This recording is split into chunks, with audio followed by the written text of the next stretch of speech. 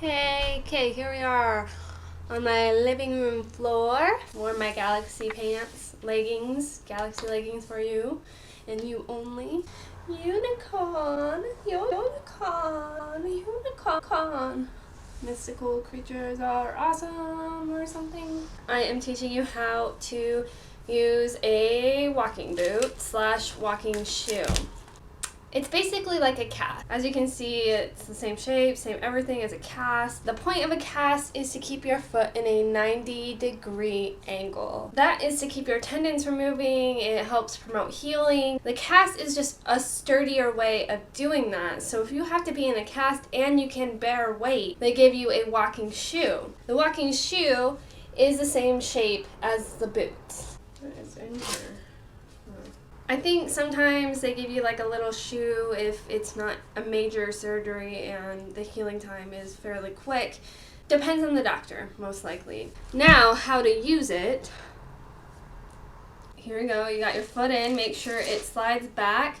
At this point, this is when you'll probably want to pump this up. Oh, Jesus, that is nice and comfy in there. So comfy. Oh, this is so nice. There is some air right here. It's so nice. It's right exactly where you need it if you're getting ankle or foot surgery. It's all up in here. And then you just twist this knob to keep it inflated or twist it to inflate it and you're good. You're good. And you can adjust it. Then you want to pull this over the whole way. Close it off. Everything has Velcro on it. Again, close. Then you just do strap, pull, not too tight, like I said. If it's too tight and it swells up, pain, but you want it tight enough that it holds it well in the position. Then at the doctor's office, they always gave me some of these. So I still have some really good ones. A little hole there. You just place this right there.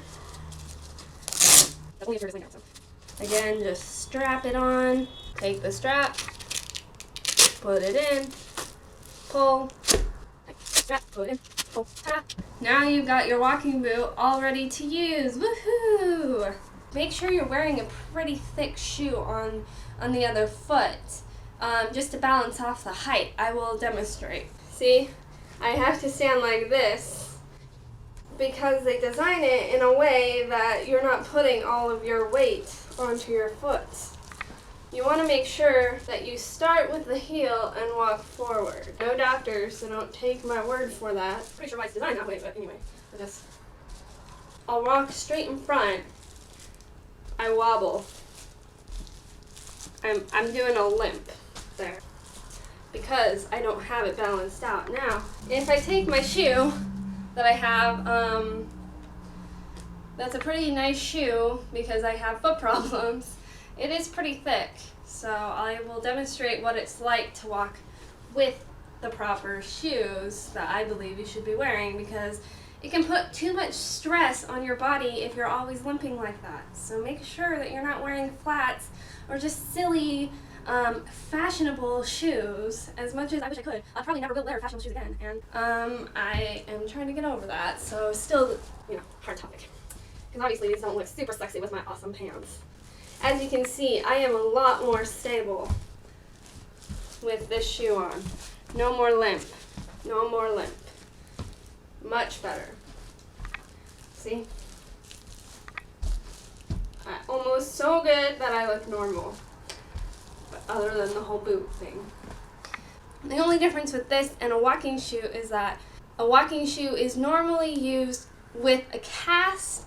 But if you only have a walking shoe after surgery, it probably isn't going to be so hard to use that you need an instructional video, because if you don't have a cast on or like a boot like this, then that means that it's not going to harm you to be putting weight on it, and it's not going to be very hard to use. It's just going to be a little bit of padding and a little bit of a shape to help your foot adjust. So a couple things I wanted to point out is I highly suggest you buy your own boot.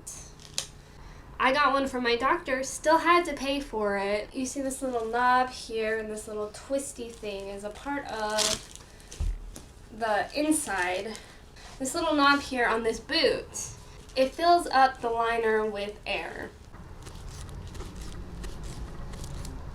And now this is getting all soft and fluffy in here, and that helps with swelling. If you don't have a boot like that, one, it can wear a lot easier right here, and then you start pushing on the back of this with your heel, which is very painful. It has a little bit of foam here that starts to wear over in time. With the air though, it gives it a little bit more cushion back here without pressing all the pressure here.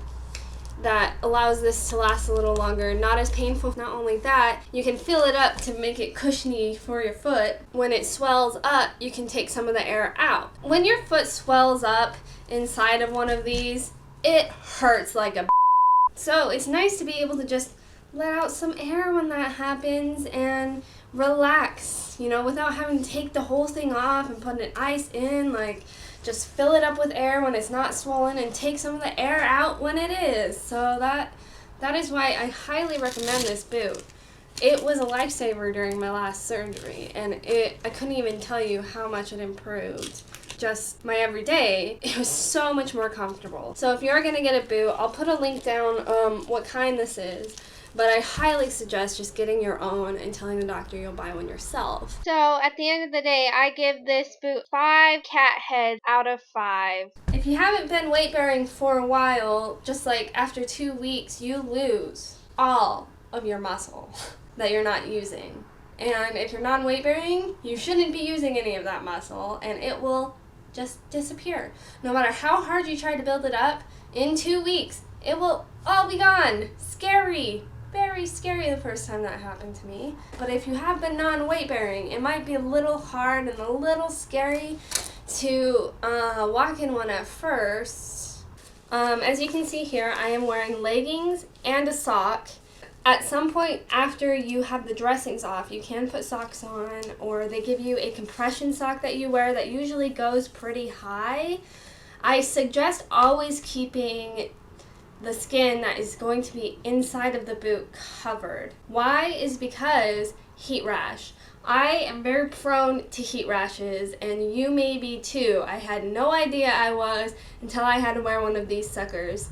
But it itches and it's painful and it gets red and your skin gets really raw. It's not fun. So to prevent that, I usually use some Gold Bond because it happens from sweating and just getting hot. So Gold Bond to keep the skin dry, and then I also like to keep stuff on it so that every day it's not touching the same material over and over and over again.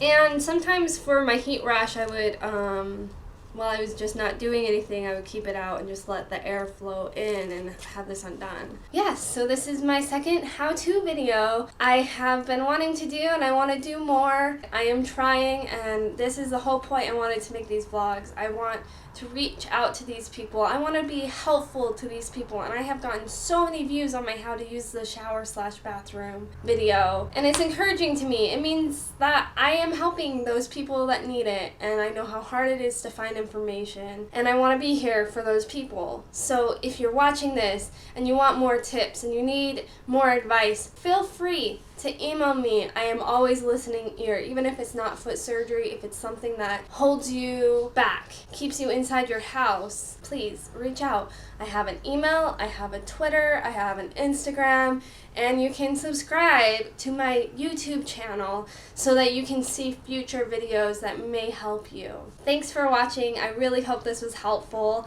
Bye!